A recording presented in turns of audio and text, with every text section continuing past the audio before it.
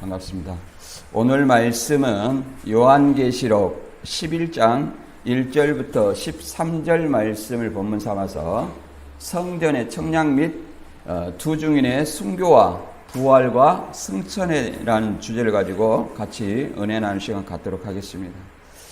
이제 요한계시록 11장 오늘 본문 13절까지는 10장과 더불어 삽입장입니다. 우리가 삽입장을 이제 또 하나 배웠죠.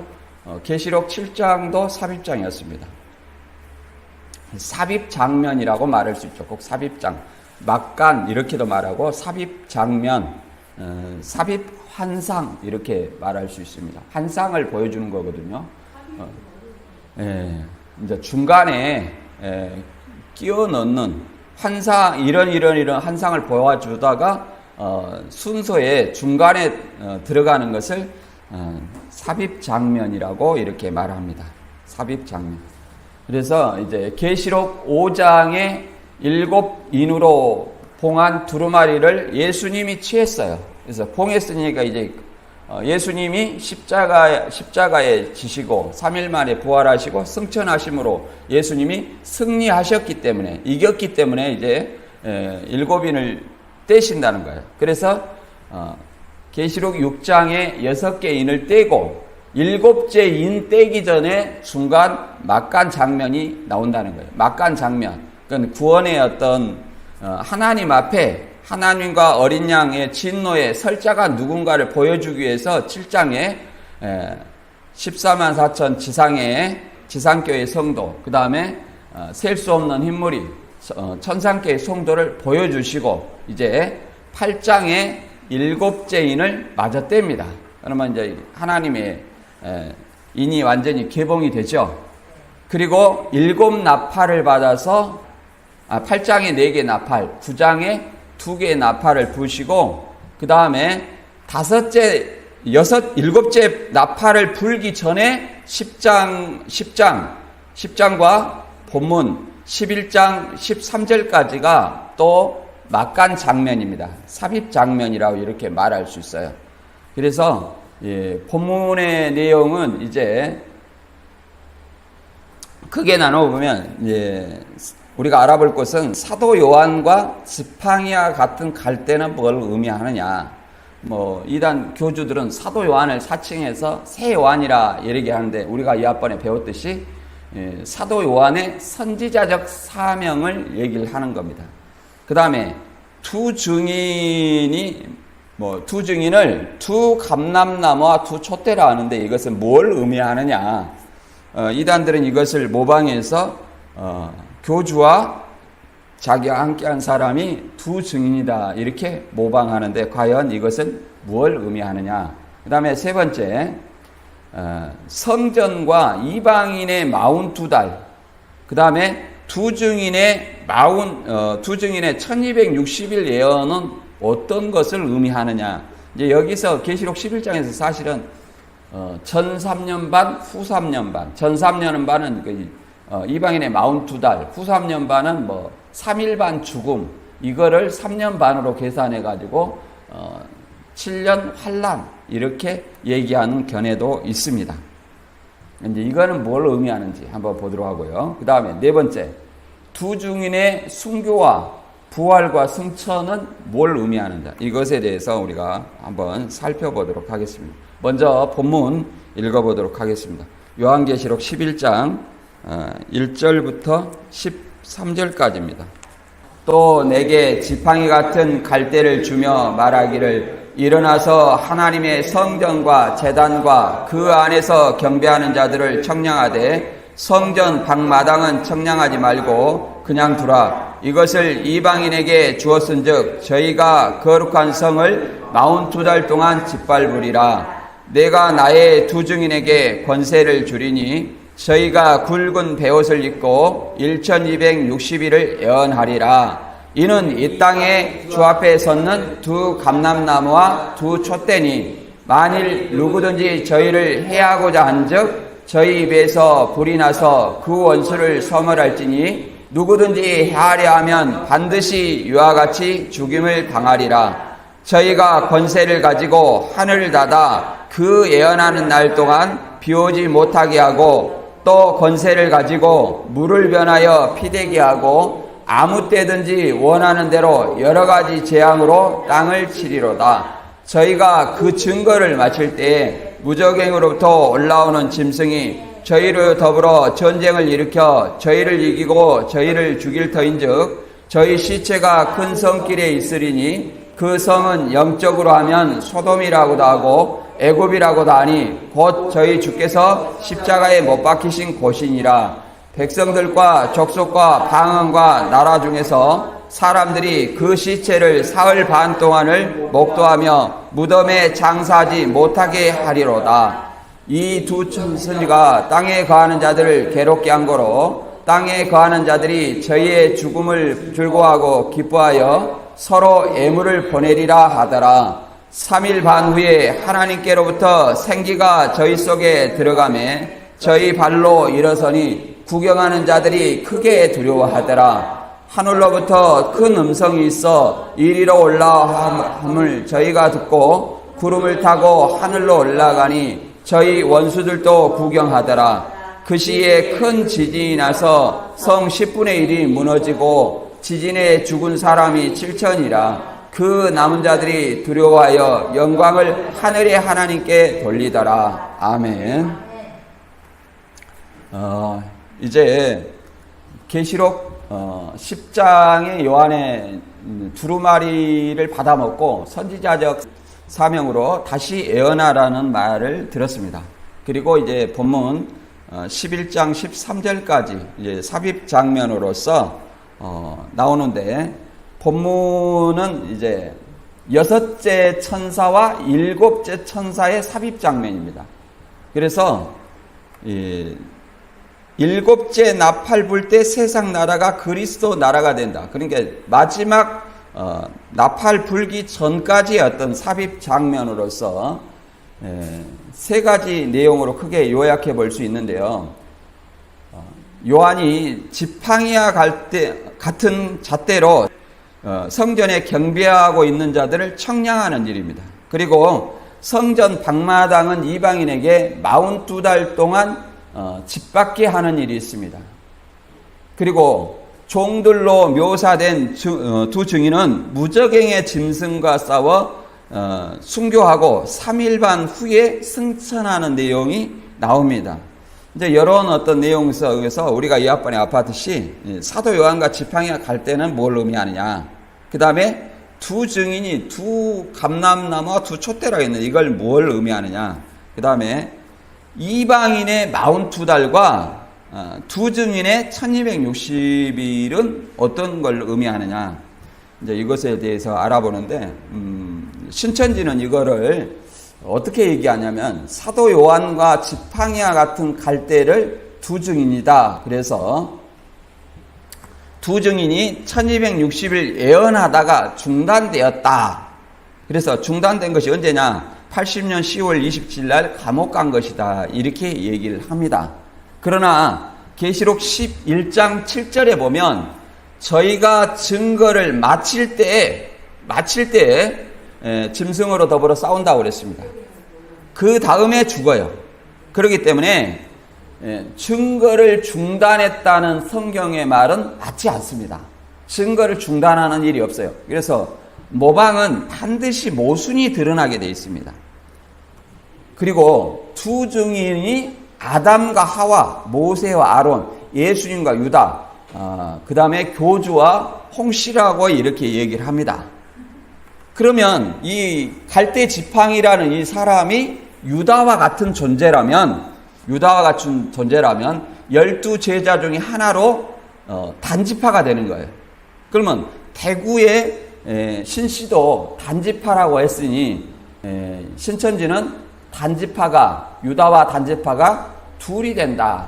그래서 또 12지파의 어떤 모순이 드러나는 거죠. 그 다음에 3일 반 죽음을 처음에는 이 이방인의 42달 기간 안에 3년 반이라겠다가, 그 다음 이것이 모순이 발견되었어요. 그러니까 뭐라고 하느냐면 그냥 3일 반이다. 이렇게 얘기를 했습니다. 그러면 이렇게 실상을 천사가 보여준 것을 보고 들었다면 이미 과거의 일인데 이것이 변개할 수 있느냐, 이렇게 생각을 해봅니다. 그리고 중단되었다 하는 것을 사명이 중단되었다 이렇게 얘기하는데 중단된 적은 없습니다. 우리의 사명은 죽기까지예요. 세례요한의 사명도 마치는 것은 세례요한이 옥에 갇히는 것이고, 여기에 두 증인의 사명도 죽기까지예요. 짐승과 싸워서 죽기까지. 그래서 마칠 때 죽잖아요. 마칠 때. 그리고 현재 지파장들은 모두 교체가 되었으나 두 증인은 87년부터 적 그리스도라고 그랬습니다. 적 그리스도가 두 증인이 될 수 있는가? 그리고 현재 2014년에는 사망했습니다. 홍 씨가 사망했어요. 사망했는데 과연 두 증인이 될 수 있느냐? 또 없고 왜 두 증인의 자리는 교체하지 않는가? 이런 것들이 이단들의 모순으로 드러날 수 있습니다. 그럼 본문 지팡이와 같은 갈대로 이제 성전과 제단을 청량하고 이 성전 방마당을 이방인에게 42달 준다는 의미에 대해서 성경 본문을 읽어보고 알아보겠습니다. 11장 1절입니다. 또 내게 지팡이와 같은 갈대를 주며 말하기를 일어나서 하나님의 성전과 제단과 그 안에서 경배하는 자들 청량하되 성전 방마당은 청량하지 말고 그냥 두라. 이것을 이방인에게 주었은즉 저희가 거룩한 성을 42달 동안 짓밟으리라. 이렇게 얘기를 하고 있습니다. 여기서 이제 갈대라는 것을 사람으로 묘사하라 하고 있어요. 사람. 그러나 세번역 성경을 읽어보면 이게 갈대를 오늘날 같은 자로 이해를 하는 것이 빠릅니다. 사람이라고 생각하면 맞지를 않습니다. 왜 그러냐면 계시록 11장 1절에 세번역 보면 나는 지팡이와 같은 측량자 하나를 받았는데 그때 이런 말씀이 내게 들려왔습니다. 일어나서 하나님의 성전과 제단을 측량하고 성전에서 예배하는 사람들의 수를 세어라. 이렇게 되어 있습니다. 그러니까 여기서는 성전과 제단, 그 다음에 성전 방마당 이러니까 문자적인 어떤 성전과 성전 방마당 이렇게 생각하는데 여기 그림을 한번 잠깐 보시면 여기 성전과 성전 방마당 하면 여기 성소 지성소가 있고 그 다음에 성전 방마당은 이방인의 뜰입니다. 이방인의 뜰이에요. 여기를 얘기를 합니다. 근데 이런 어떤 그 예루살렘 성전은 AD 70년에 이미 무너졌고 멸망을 당했습니다. 그래서 오늘날 이와 같은 성전이 없어요. 그러니까 혹자는 세대주의 같은 문자적으로 보는 사람들은 이것을 제3성전이 다시 이스라엘에 복구돼야 된다 이렇게 얘기하는데 그것은 논리에 맞지 않습니다. 왜 그러냐면 오늘날의 성전은 누가 성전이냐면 예수님이 성전이고 성령을 받은 성도가 성전이기 때문에 그렇습니다. 그러면 이 갈대라는 것은 어떤 의미냐? 갈대라는 것은 히브리어로 카네고 헬라어로는 칼라모스입니다. 그래서 오늘날 말은 잣대라는 얘기예요. 잣대. 그러니까 이 당시에 계시록 기록 당시 AD 95년에는 오늘날 같은 자가 없었어요. 그 당시에 갈대를 자로 이용했다는 거예요. 이 당시에 갈대는 약 3m 정도 길이로 자라는 이 갈대를 가지고 자로 이용을 했어요. 자로 이용했어. 그래서 성전 안에서 경배하는 자를 청량하고 성전 방마당은 청량하지 말고 그냥 두라. 이런 어떤 말은 무슨 말이냐면 하나님의 진정한 참 성도와 외식하는 자, 거짓 성도, 무늬만 성도 이런 사람들을 구분하는 어떤 기준을 얘기를 하는 겁니다. 기준. 자를 가지고 청량한다는 것은 이렇게 가르는 어떤 의미를 얘기를 하겠습니다. 에스겔 42장 15절에 보면 여기도 청량하는 얘기가 나옵니다. 그가 안에 있는 전 청량하기를 마친 후에 나를 데리고 동향한 문길로 나가서 사면 담을 청량하는데 그가 청량하는 장대 곧 그 장대로 동편을 청량하니 500척이요. 여기서 장대라는 말은 히브리어로 카네로 이 갈대라는 말과 같은 말입니다. 이 갈대로 이렇게 성전을 이렇게 청량하는 것입니다. 만약에 이 갈대가 사람이라면 계시록 21장 15절에 새 예루살렘을 청량하는 금갈대가 있어요. 그러면 이 금갈대도 사람이라고 말할 수 있겠죠. 그러나 이것은 사람이라고 말할 수 없습니다. 성전은 누구라고요? 성령을 받은 성도가 성전이라고 말할 수 있습니다. 그래서 에베소서 2장 22절에 보면 너희도 성령 안에서 하나님이 거할 처소가 되기 위하여 그리스도 예수 안에서 함께 지어져 가느니라. 그래서 우리 안에 마음의 성전은 예수 그리스도 터에 12사도의 어떤 기둥을 통해서 성전으로 지어져 가는 겁니다. 뭘로 지어져 가요? 말씀으로 지어져 가는 겁니다. 그래서 이제 주 재림 때 이제 갈대로 청량하니까 뭐예요? 14만 4천 수를 세어라 그러면 수를 세는 것은 계시록 7장에 내가 입맞은 자의 수를 들으니 이스라엘 자손의 각 지파 중에서 입맞은 자들이 14만 4천이니 하고 1만 2천씩 이렇게 수를 세죠. 수를 세게 되어 있습니다. 이는 지상교회 성도들을 의미하는 겁니다. 그리고 성전 방마당은 청량하지 말고 그냥 두라 이런 말은 이 버려두라는 어떤 의미로 이해를 할 수 있습니다. 그리고 더 나아가서 이제 이 성전과 성전 방마당, 이방인의 마운트에 대한 어떤 신학자들의 견해를 잠깐 우리가 살펴보면 이제 세대주의자들은 극단적인 문자주의입니다. 문자 그대로 보는 거예요. 문자 그대로. 그러니까 성경에 전체적인 어떤 흐름이나 문맥이나 시대를 이렇게 무시하고 무조건 본문에 나온 것을 문자적으로 보게 되어 있습니다. 그래서 마지막 재림 직전의 환란으로 보고 복원된 예루살렘 삼성전이라고 말하고 방마당은 불신 유대인이라고 말합니다. 그래서 이 성전은 이제 삼성전이 세워지고 이제 구원된 유대인으로 보는 거죠. 세대주의자들이 그렇게 볼 수밖에 없는 것은 계시록 4장에서 이미 휴거가 되었고 그리스도인들 올라갔어요. 18장까지 19장에 이제 내려오는데 14장에서 18장까지 이 그리스도인들은 없어요. 그렇기 때문에 이렇게 보는 겁니다. 그 다음에 과거주의는 성전과 재단을 이제 바깥들로 봅니다.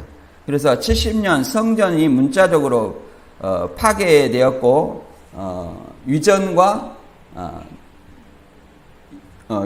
이제 충돌이 됩니다. 그리고 수정 미래주의는 비유로 해석합니다.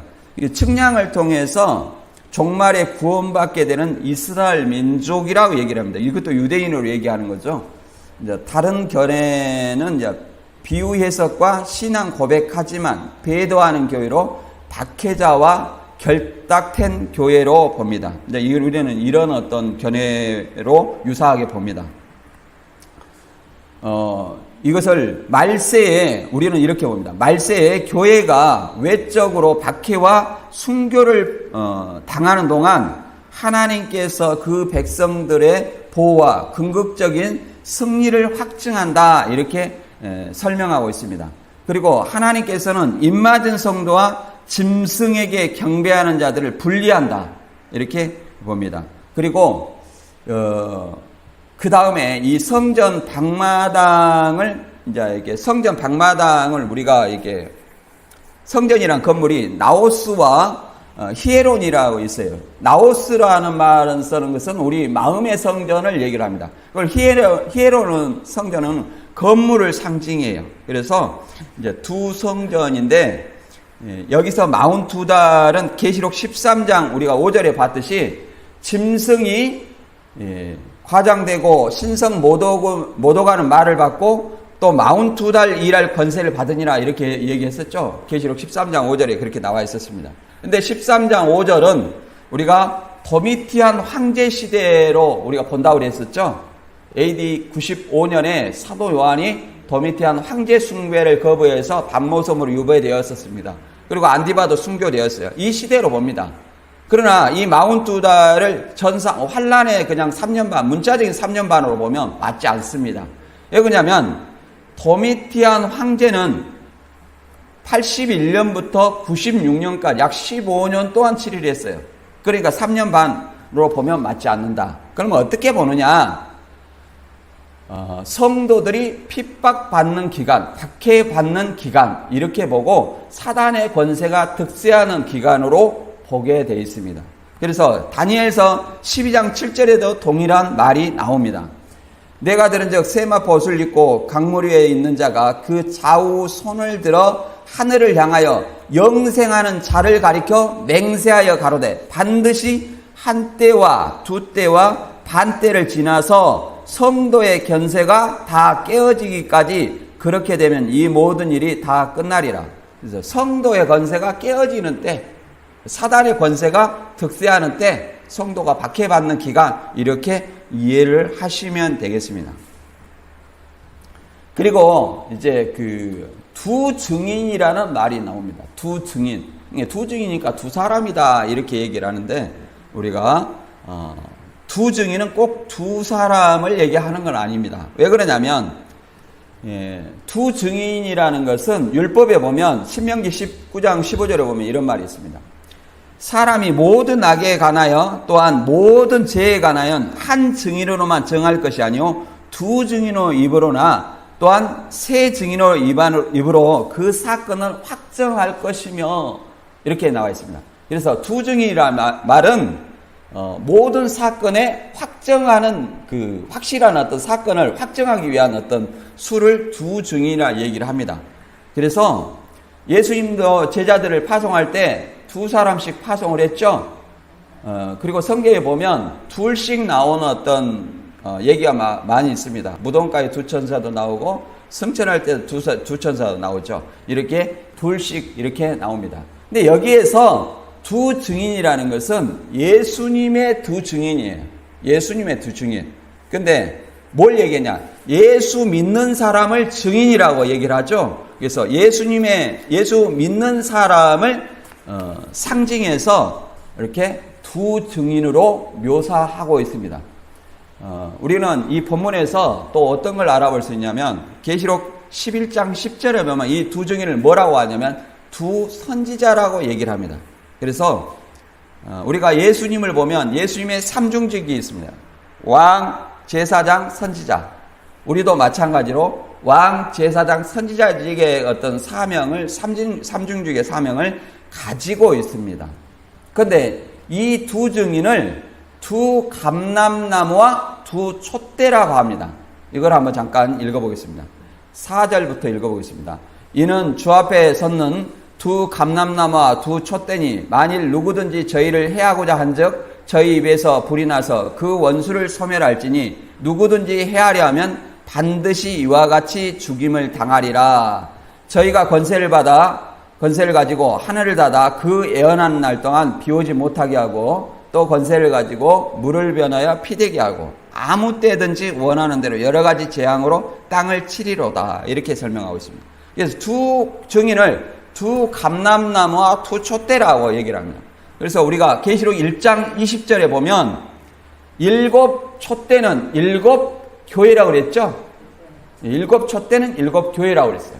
근데 계시록 2장 5절에 보니까 회개하지 아니하면 이 촛대를 옮겨버린다는 거예요. 그러면 촛대라는 것은 뭐냐? 교회의 사명이에요. 교회의 사명. 계시록 2장 5절에 그러므로 어디서 떨어졌는지를 생각하고 회개하여 처음 행위를 가지라. 만일 그리하지 아니하고 회개하지 아니하면 내게 가서 내 촛대를 그 자리에서 옮기리라. 촛대의 사명을 옮긴다. 교회의 사명을 옮긴다. 바꿔 말하면 예수 그리스도를 믿는 사람은 증인으로서 무슨 사명을 가지고 있어요? 교회의 사명을 가지고 있다. 교회의 사명. 교회의 사명이라는 것은 뭘 의미하느냐? 마태복음 16장 16절 이하에 보면 베드로가 주는 하나님의 아들이요 그리스도다 이렇게 말하는 신앙 고백을 합니다. 그 베드로의 신앙 고백 위에 뭘 세우냐면 교회를 세워요. 이 교회를 세우는데 18절부터 읽어보면 내가 내게 이르노니 너는 베드로라. 내가 이 반석 위에 내 교회를 세우리니 음부의 권세가 이기지 못하리라. 내가 천국 열쇠를 내게 주리라. 내가 땅에서 무엇이든지 매면 하늘에서 매일 것이요 내가 땅에서 무엇이든지 풀면 하늘에서도 풀리리라. 이것은 베드로의 신앙 고백에 뭘 세웠어요? 교회를 세웠죠. 그리고 교회 위에 뭘 줬어요? 천국 열쇠. 교회를 통해서 천국을 간다는 거예요. 그래서 교회에 참 교회에 교인이 되면, 성도가 되면 하늘의 이름이 농명되는 것이고, 그렇지 못하면 농명이 되지 못한다. 이렇게 이해를 할 수 있습니다. 그리고 더 나아가서 증인을 두 촛대라고 했는데, 촛대의 사명, 교회의 사명이 있고, 또 이걸 감람나무라고 했습니다. 두 감람나무. 이거는 이제 스가랴서에 나오는 얘기인데, 스가랴 4장에 보면 이제 두 감람나무가 무슨 뜻이냐 물어봅니다. 스가랴 4장 11절에 보면 내가 그에게 물어가되 등대 좌우에 두 감람나무는 무슨 뜻이니까. 여기 그림 보면 나오죠. 등대 좌우에 이게 등대가 있고 그 다음에 좌우에 이제 이게 두 감람나무가 있죠. 14절에 보면 이는 기름 발려온 자 둘이니 온 세상에 주 앞에 모셔 섰는 자니라 이렇게 말하고 있습니다. 이 두 감람나무가 이제 두 증인으로 묘사되고 있죠. 그런데 이것은 역사적으로 보면 대제사장 여호수아와 총독 스룹바벨을 얘기를 하고 있습니다. 이제 이걸 이 사람들이 이제 포로 귀환해서 성전을 짓게 되는 겁니다. 뭘 지어요? 성전이라는 것은 우리 이제 오늘날의 영적으로 보면 우리 마음의 성전을 짓게 되는 거죠. 그 다음에 이제 이들이 이 두 선지자가 하늘을 닫아서 비오지 못하게 하고 물을 변하여 피되게 한다 이렇게 얘기를 하고 있습니다. 이 두 증인에 대한 어떤 설도 여러 가지 설이 있습니다. 에녹과 엘리야다, 이단들처럼 모세와 아론이다, 예수님과 유다다 이렇게 얘기도 하지만 여기서 이적을 행하는 모습을 보면 하늘을 닫아 비오지 못하게 하는 기간이 1260일이에요. 1260일. 3년 반 동안. 그럼 무엇이 생각납니까? 엘리야가 생각나죠. 엘리야 때 디셋 사람이 엘리야가 수년 동안 3년 반 동안 비오지 못하게 하는 것이 기억나죠. 그 다음에 또 권세를 가지고 물을 변하여 피되게 한다 이렇게 말하고 있습니다. 물을 변하여 피되게 한다는 것은 모세를 연상합니다. 모세가 애굽에 10가지 재앙을 베풀 때 애굽 하수를 쳐서 물이 뭐가 되겠어요? 피되게 했다. 이것은 모세와 엘리야를 반영한 것이고 그 사역을 그 사역을 연관지어서 생각하게 하는 것입니다. 그래서 이 두 증인의 사역이 이런 어떤 막강한 모세와 엘리야와 같은 권세를 가지고 있다고 이렇게 얘기를 합니다. 예수님도 제자들을 파송할 때 복음을 주고 파송을 했는데 뭐라고 말했습니까? 누가복음 10장 18절에 내가 정갈을 제어하는 권세를 주었다 이렇게 말합니다. 그리고 하늘에 사달이 떨어지는 것을 보았다 이렇게 설명하고 있습니다. 근데 두 증인에게 우리 증인에게 믿는 자들에게 주는 어떤 권세는 다른 것이 아니에요. 복음입니다.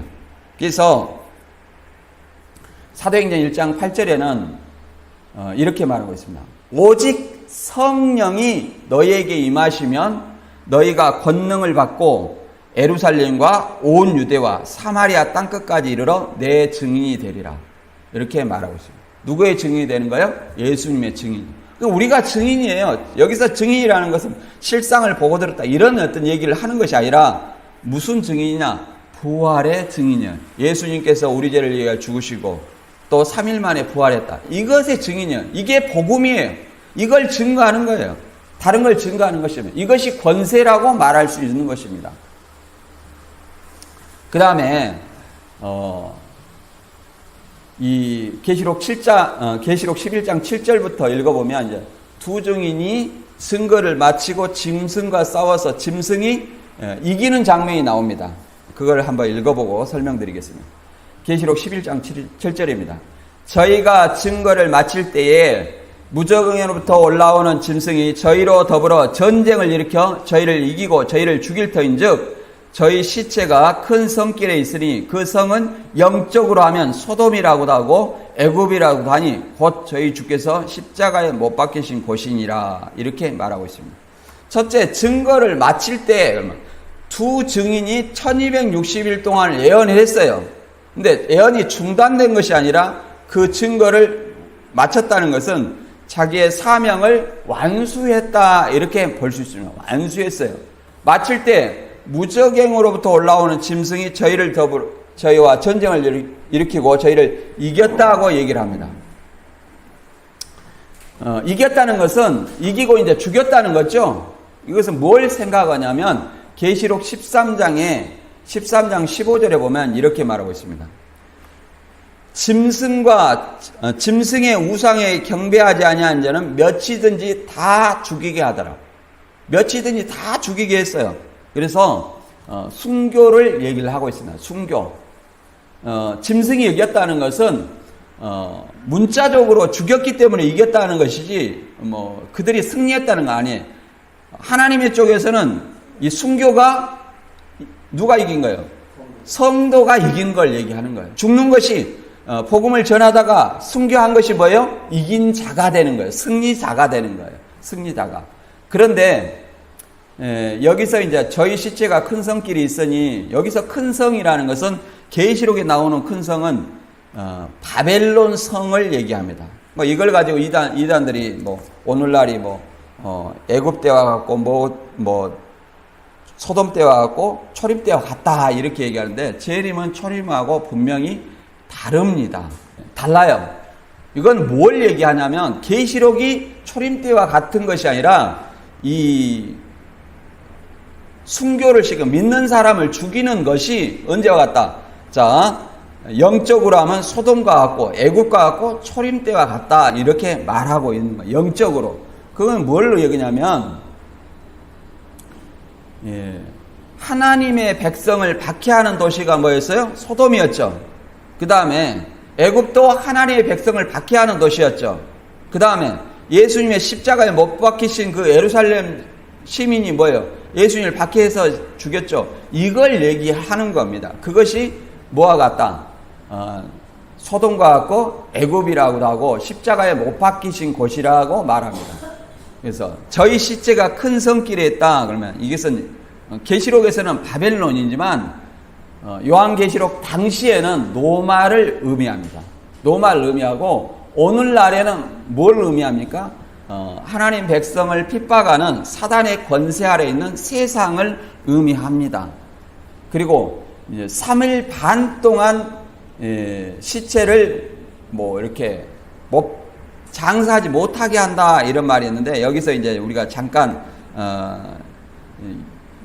이방인의 42달과 두 증인의 1260일에 대해서 잠깐 짚고 넘어갈게요. 왜 그러냐면 이제 이단들이 이걸 다르게 해석을 합니다. 그러나 같은 날이에요. 왜 그러냐면 이방인에게 42달 동안 성전 방마당을 질밖에 두었죠. 그러면 이게 이방인들이 80년 9월 14일 날 이방인의 42달이 시작됩니다. 그리고 두 증인의 1260일도 42달이고 3년 반이에요. 그러면 또 두 증인이 80년 9월 14일부터 두 증인도 42달이 1260일이 시작돼야 돼요. 근데 중간에서 중단된 것이 아니라 증거를 마칠 때니까 84년 3월 14일까지 이 사단의 기간 동안 두 증인도 증거를 마쳐야 돼요. 핍박을 받으면서, 박해를 받으면서. 그리고 죽어야 돼요. 순교를 해야 돼요. 그러니까 중간에 80년 10월 27일부터 죽었다. 또는 81년 2월 2일부터 사명을 못했다. 이런 것은 성경에 맞지 않습니다. 그리고 3일 반이 42달 안에 있다. 이런 건 논리에 맞지 않아요. 42달과 1260일이 끝나고 전쟁을 일으켜서 순교를 했어요. 죽었어요. 그러니까 그 안에 있다는 논리는 맞지 않아요. 이게 84년 3월 14일이 하늘로 올라갔다 이런 어떤 논리는 맞지 않습니다. 84년 3월 14일 후에 3일반이 이루어진다는 거예요. 3일반. 이것은 이제 어떤 신학자는 후 3년반, 1일을 1년으로 환산해서 후 3년반이라고 얘기하는데 여러분들이 한번 생각해 보시기 바랍니다. 이게 11장 9절 10절 읽어보겠습니다. 이제 두 증인이 3일반 이렇게 장사하지 못하게 하는 일이 있어요. 백성들과 족속과 방언과 나라 중에서 사람들이 그 시체를 사흘 반 동안 목도하며 무덤에 장사하지 못하게 하리로다. 이 두 선지가 땅에 거하는 자들 괴롭게 한 거로 땅에 거하는 자들이 저희의 죽음을 즐거워하고 기뻐하여 서로 애물을 보내리라 하더라. 이렇게 말하고 있습니다. 우리가 이것을 연상을 해보면 예수님이 죽었을 때도 유대인들이 굉장히 기뻐했습니다. 그리고 더 나아가서 시체를 장사하지 못하게 한다 이런 어떤 의미는 유대 풍습과 관련되어 있어요. 유대인들 오늘날 우리는 3일장 4일장 하고 이렇게 하는데 오늘날 우리하고 생각하면 안 됩니다. 유대인들은 사람이 죽으면 어떻게 돼요? 바로 매장을 합니다. 바로 매장을 해요. 그래서 나사로도 예를 들어서 무덤 속에서 4일 만에 다시 살렸잖아요. 그러니까 바로 매장을 합니다. 죽으면. 그래서 사흘 매장하지 못하게 한다는 것은 굉장한 어떤 수치와 모욕입니다. 모욕을 주는 어떤 행위로 받아볼 수 있습니다. 굉장히 어떤 잔인한 형벌을 얘기를 합니다. 예수님도 십자가에 달릴 때 매장하지 못하고 놔두게 했죠. 이런 것을 우리가 생각해 볼 수 있습니다. 그래서 시체를 모독하고 멸시하는 어떤 기간으로 생각을 할 수 있어요. 그리고 이 땅에 거하는 자들이 즐거워하고 기뻐한다 이 말은 땅에 거하는 자들은 하나님, 이 세상 사람들을 얘기하는 것이고 하나님을 박해하는 백성들을 땅에 거하는 자들로 묘사하고 있습니다.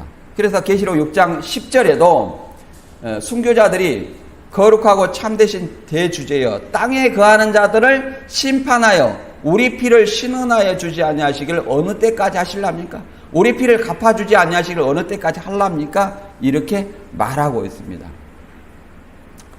그 다음에 이제 3일반 후에 발로 일어서 이제 승천하는 어떤 내용이 있어요. 11장 11절부터 13절까지 마저 읽어보겠습니다. 3일반 후에 하나님께로부터 생기가 저희 속에 들어가매 저희가 발로 일어서니 구경하는 자들이 크게 두려워하더라. 하늘로부터 큰 음성이 있어 이리로 올라오라 함을 저희가 듣고 구름을 타고 하늘로 올라가니 저희 원수들도 구경하더라. 이렇게 기록되어 있습니다. 이제 3일반 후에 시체가 3일 반 동안 사람들에게 이제 목도되었어요. 그들이 굉장히 어떤 승리감에 도취되어서 시체를 모욕하고 자기들이 어떤 승리한 것처럼 했지만 3일 반 후에 다시 두 발로 일어서서 생기가 저희 속에 들어갔다. 여기서 생기라는 것은 푸뉴마 조에스로 생명의 영, 생명의 성령이 들어갔다 이렇게 말할 수 있습니다. 성령이 들어가서 이제 뭐 하는 거예요? 발로 일어서서 하늘로부터 이리로 올라오라 함을 구름을 타고 승천했다 이렇게 설명하고 있습니다. 우리가 이것은 스데반이 순교할 때 생각을 해보겠습니다. 스데반이 돌에 맞아 순교하기 직전에 뭐라고 말하고 있습니까? 사도행전 7장 50절 이하에 보면 보라 하늘이 열리고 인자가 하나님의 우편에 서신 것을 보노라. 그리고 계시록 4장에도 하늘이 열려가지고 사도 요한이 성령의 감동에서 올라갔죠. 이것을 승천을 묘사하고 있는 내용입니다. 문자적으로 우리가 구름 타고 올라가는 것을 보는 건 아니에요. 그 보는 것은 예수님이 구름 타고 올라가는 것을 우리가 봤죠. 그 예수님은 구름 타고 올라가신 그 모습 그대로 구름 타고 오시는 겁니다. 그 예수님은 만져보고 볼 수 있고 공간을 초월하고 구름 속으로 올라갈 수 있는 그런 몸이에요. 만져보고 볼 수 있는 몸은 사람 속에 들어갈 수 없습니다. 그런 몸으로 다시 오시는 것을 얘기를 합니다. 이것을 어떻게 설명하냐면 히브리서 9장 24절에는 이렇게 말합니다. 그리스도께서는 참 끝의 그림자인 손으로 만든 성소에 들어가지 아니하시고 오직 참 하늘에 들어가서 이제 우리를 위하여 하나님 앞에 나타나시고, 그럼 하나님 보좌 앞에 계시죠? 그래서 참 하늘에, 이 손으로 지은 성소가 아니라 참 하늘을 뭐라고 말하냐면 하늘 성소다 또는 하늘 지성소다 이렇게 말합니다. 히브리서 10장 19절과 20절 읽어보면, 그러므로 형제들아 우리가 예수의 피를 힘입어 성소에 들어갈 담력을 얻었나니 그 길은 우리를 위하여 휘장 가운데로 열어놓으신 새롭고 산 길이요 휘장은 저희 육체니라. 하나님과 우리와 사이에 제담이 막혀 있었어요. 그러나 예수님의 십자가로 말미암아 그 제담을 허물고 이제 하나님께 나아가는 길을 열어놓았어요. 그 열어두었기 때문에 우리가 예수의 피, 예수의 십자가 희생으로 말미암아 누구 앞으로 나갈 수 있는 길이 열려졌어요. 하나님의 성소. 문자적으로는 이 땅에 성소와 지성소 가운데 뭐가 있어요? 휘장이 있죠. 근데 예수님 십자가 지심으로 말미암아 성소 휘장이 찢어졌죠. 누구든지 이제 예수님을 통해서 하나님 앞으로, 지성소 앞으로 나아갈 수 있다는 것을 보여주는 겁니다. 그래서 휘장은 저의 육체니라, 예수님의 육체라고 얘기합니다. 예수님이 십자가 지심으로 휘장을 찢어놨어요.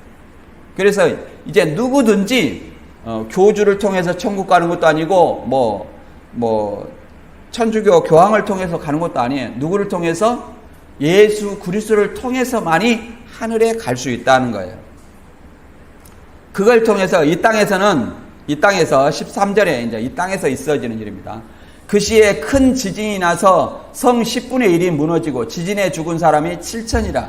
그 남은 자들이 두려워하여 영광을 하늘의 하나님께 돌리더라. 계시록 9장 6째 나팔에서는 3분의 1이 네 천사와 2만 만의 마병대로 인해서 죽었어요. 그 연월리 시에 죽었는데 그들은 금운동 우상에게 절하는 것을 회개하지 않았었습니다. 오히려 회개하지 않았었어요. 그러나 여기에서는 성 10분의 1이 무너지고 죽은 사람이 7천이라. 그래서 이걸 보고 이제 하늘의 남은 자들이라는 것은 이제 그리스도의 복음을 믿고 지킨 자들이라 말할 수 있죠. 사단에 속하지 않은 자들이 하늘의 하나님께 영광을 돌리는 일이 있었습니다. 여기서 이제 10분의 1이 장로다 이런 어떤 것을 생각할 수 없고, 7천이 장막성전이 7천이다 이런 7천명 되지도 않아요. 신문에 보니까 약 2,000명 정도 이렇게 예상하고 있습니다. 7,000명이 아니에요. 그리고 10분의 1은 11조를 연상하기도 하는데, 이 7천이라는 것은 그냥 상징수입니다. 그냥 상징수, 많은 사람의 그 상징수. 바알에게 무릎 꿇지 않는 사람이 7천이 있다 이런 어떤 얘기도 있죠. 엘리야 때. 그런 것처럼 하나의 상징수다. 사단에게 무릎 꿇지 않는 사람이 7천이라고 얘기하듯이 여기는 뭐예요? 사단에게 숭배한 사람들의 10분의 1 7천이 죽은 것을 상징하는 것을 얘기를 하는 겁니다. 그래서 오늘 본문을 다시 한번 정리하면, 본문은 두 중인은 성도들을 대변하고 교회의 사명을 대변하는 것입니다. 그리고 그들의 역할은 모세와 엘리야와 같은 사역을 하며 그 예언은 복음 전도의 사역을 얘기를 합니다. 그래서 예수 그리스도를 전하는 복음 전도의 사명을 통해서 전하다가 죽은 것을 짐승이 이겼다고 얘기를 하는 겁니다. 죽은 것, 곧 순교를 얘기를 합니다. 순교하면 바로 예수님이 계신 곳으로 승천한다는 것을 설명하고 있습니다. 그래서 우리가 제단 아래 순교형도 있고 그들을 그리스도 안에서 죽은 자라고도 표현하고 있습니다. 그래서 우리 신앙인에게는 예수님이 오시기까지 증인의 사명, 곧 복음 전하의 사명이 있습니다. 그래서 로마서 8장 18절에도 이렇게 말하고 있습니다. 생각컨대 현재의 고난은 장차 우리에게 나타날 영광과 좋게 비교할 수 없도다. 예수 그리스도 강림하실 때 나타날 우리가 받을 영광, 그 영광과는 좋게 비교할 수 없다. 그런데 우리가 일요일 예배 드리는 시간에 요즘 코로나로 인해서 많은 사람들이 예배 드리는 것이 굉장히 나태해지고 집안에서 유튜브 보니까 이것이 좋다 해갖고 누워서 유튜브 보고, 그것이 진정 예배가 아닙니다. 그날이 가까울수록 모이기를 피하는 자가 되지 말라고 얘기했습니다. 그래서 우리는 그날까지 모이기를 피하는 자들이 되지 말고 그날까지 복음을 전하는 사명을 저와 여러분이 다 감당해야 될 줄로 믿습니다. 오늘 말씀 여기서 마치겠습니다.